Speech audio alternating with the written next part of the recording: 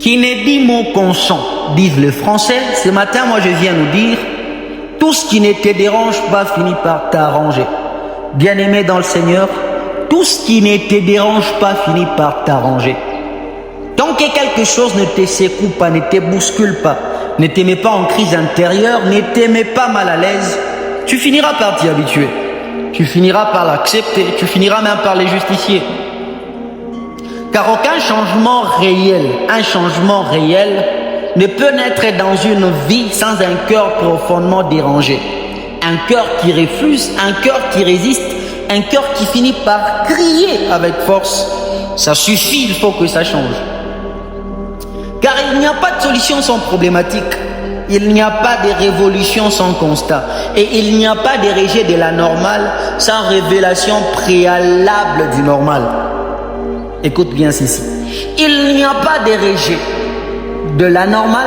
On ne peut pas rejeter ce qui est anormal sans révélation, sans connaissance préalable de ce qui est normal. C'est pourquoi ce matin, je viens nous dire ceci. Le premier et le plus grand ennemi du changement de ta vie, le premier et le plus grand ennemi du changement de nos vies, c'est l'ignorance.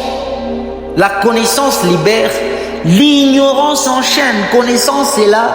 Jésus-Christ a dit à ses disciples, si vous demeurez dans ma parole et que ma parole demeure en vous, vous connaîtrez la vérité et la vérité vous affranchira.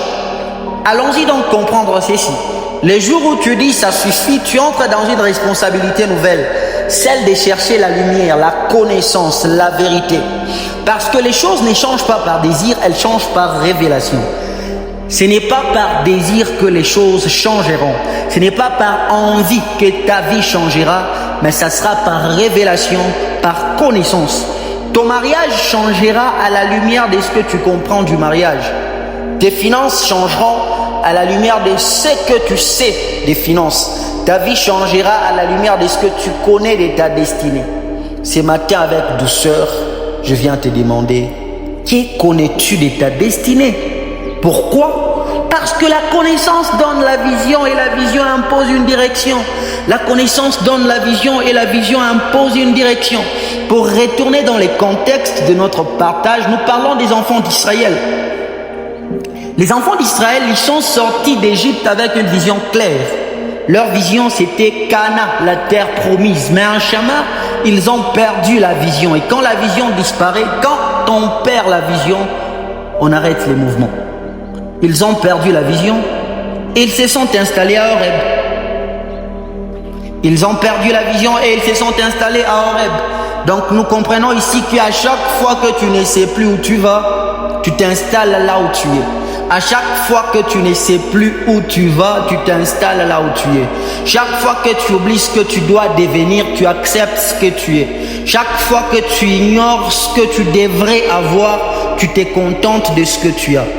Celui qui perd la vision de sa sortie d'Égypte finira toujours par bâtir sa vie à Horeb. Alors, les cris ça suffit, il faut que ça change, n'est pas un cri émotionnel, mais mesdemoiselles et messieurs. C'est un cri de lucidité, un cri né du contraste entre la réalité et la vérité. Il faut que tu puisses voir les contrastes qu'il y a entre la réalité et la vérité pour que tu puisses crier, ça suffit, il faut que ça change. La réalité, c'est ce que la vie te présente. La vérité, c'est ce que Dieu a prévu.